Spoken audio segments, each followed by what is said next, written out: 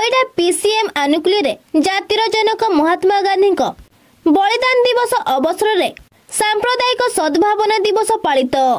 सत्य अहिंसा और न्यायर पुजारी जातिर पिता महात्मा गांधी आज महाप्रणय तथा बलिदान दिवस। सारा विश्व में आज से महान दिवंगत तिरोधान दिवस को शहीद दिवस भाव पालन करा जाउछि। आज दिन में एक सभास्थल में हिंदू कठोरपंथी नाथुराम गोडसे गुली माड़े से टली पड़ते सेठारे से सबुदिन आखि बुझी देइथिले। सही घटना सारा देश तथा विश्ववासी को स्तब्ध कर देइथिला।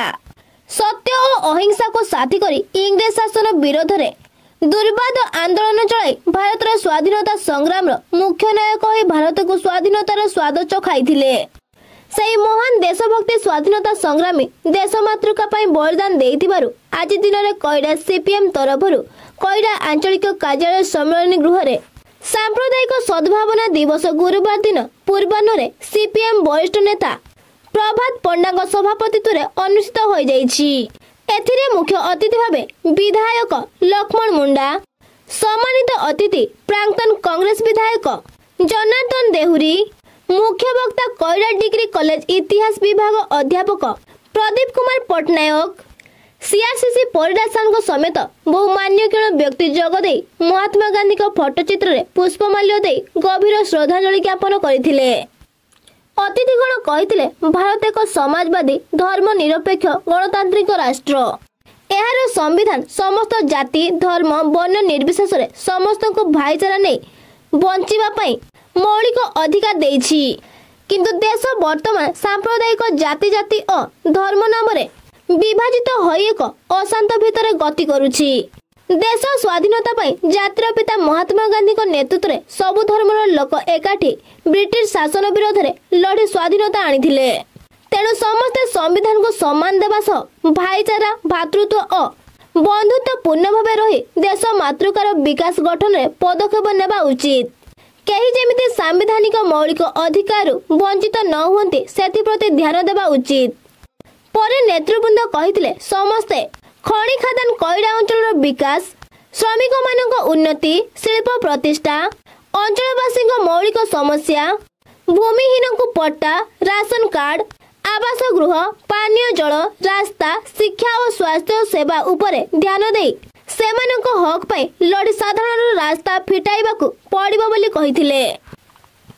तेबे जे आमे आज महात्मा गांधी को बलिदान दिवस पालन में महात्मा गांधी को श्रेष्ठ श्रद्धांजलि देले बोली जानिबा। एही कार्यक्रम रे 400 रु ऊर्ध्व मान्यगण्य बुद्धिजीवी युव छात्र महिला गणमाध्यम प्रतिनिधि श्रमिक जोग देइथिले।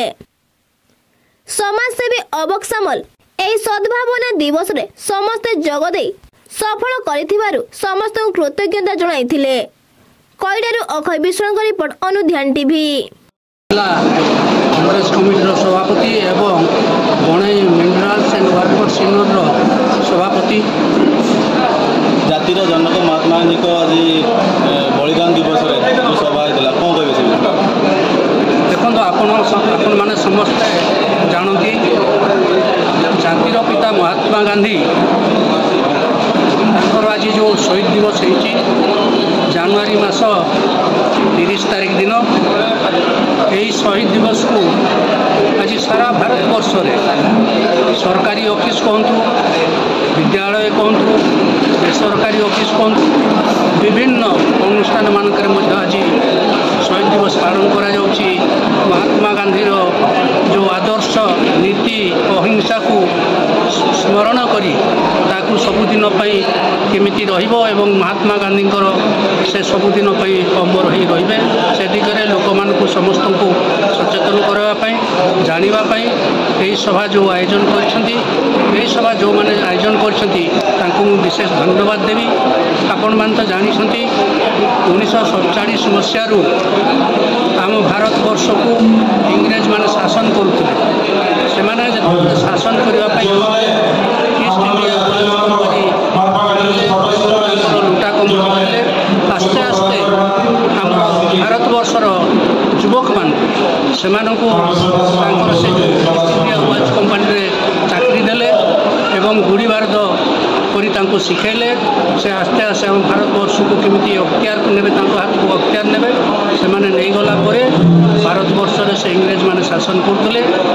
ସେହି ଶାସନ କାଳରେ ଭାରତୀୟ ଲୋକମାନେ ବହୁତ ଅତିଷ୍ଠ ହୋଇଥିଲେ, ବହୁତ ଅନ୍ୟାୟ ଅତ୍ୟାଚାର କରି ଆସୁଥିଲେ।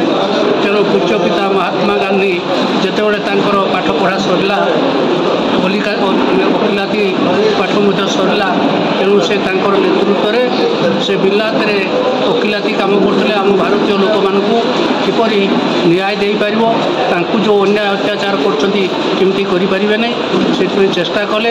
କିନ୍ତୁ ସେଠାରେ ମଧ୍ୟ ଗୋରା ଲୋକମାନେ ଯେଉଁ ଅନ୍ୟାୟ ଅତ୍ୟାଚାର କଲେ ତାଙ୍କ ଓକିଲାତି ସମୟରେ, ତାଙ୍କର ଆଇନଜୀବୀ ସମୟରେ, ତେଣୁ ବାଧ୍ୟ ହୋଇ ସେ ଭାରତବର୍ଷକୁ ପ୍ରତ୍ୟାବର୍ତ୍ତନ କଲେ।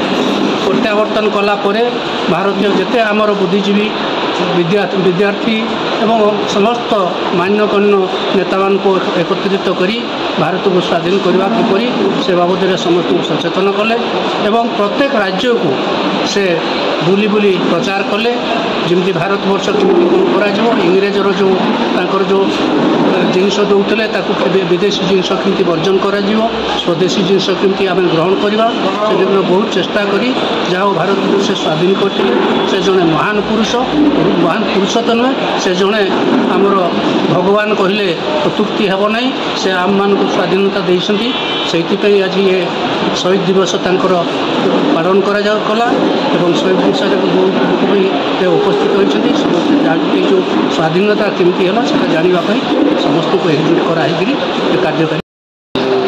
ଆମର ଜାତିର ଜନକ ମହାତ୍ମା ଗାନ୍ଧୀ ଯେଉଁ ଅମର ଦିବସ ପାଳନ କରାଯାଇଥିଲା, କ'ଣ କହିବେ?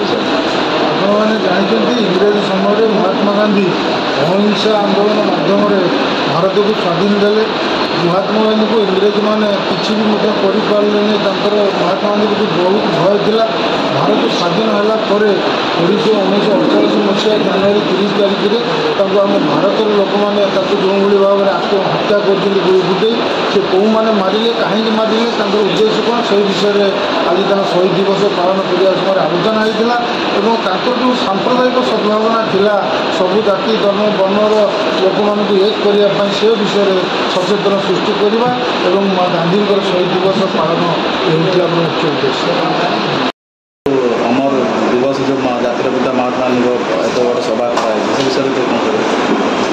ଜାତିର ପିତା ଆମର ଜନନାୟକ ମହାତ୍ମା ଗାନ୍ଧୀ ଜାନୁଆରୀ 30 ତାରିଖ ଦିନ ତାଙ୍କୁ ବଳି ଦିଆଯାଇଥିଲା ବା ତାଙ୍କୁ ହତ୍ୟା କରି ଦିଆଯାଇଥିଲା। ତେଣୁ ଆଜି ଦିନରେ ତାର ଶହୀଦ ଦିବସ ବା ଶହୀଦ ଉତ୍ସବ ଆମେ ପାଳନ କରୁଛୁ।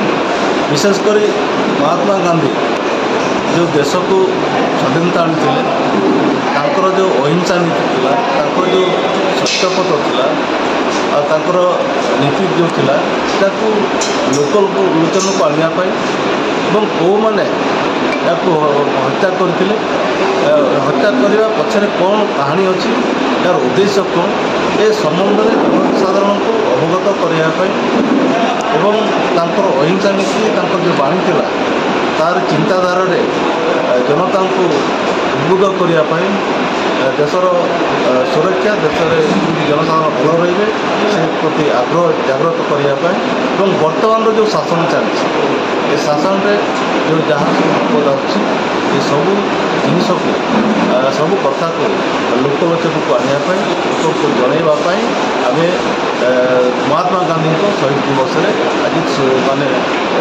ଆମର ଉତ୍ସବ ପାଳନ କରାଯାଇଥିଲା।